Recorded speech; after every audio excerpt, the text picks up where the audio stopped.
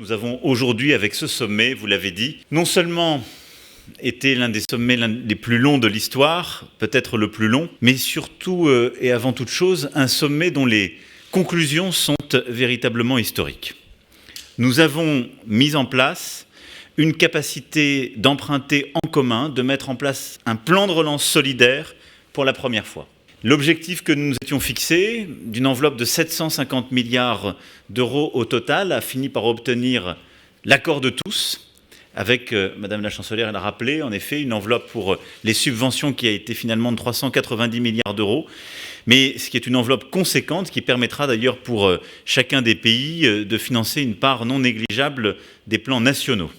Cette longue négociation a été marquée par des difficultés, parfois des oppositions, des conceptions différentes de l'Europe, mais je me félicite qu'avec la chancelière, nous ayons toujours été du côté de l'ambition et de la coopération.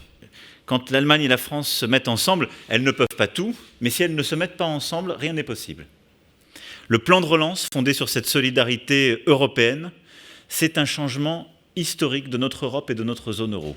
C'est un objectif de solidarité et de responsabilité, puisqu'il y a un échéancier de remboursement qui est prévu, parce qu'il ne s'agit pas que tout cela repose sur les générations futures uniquement.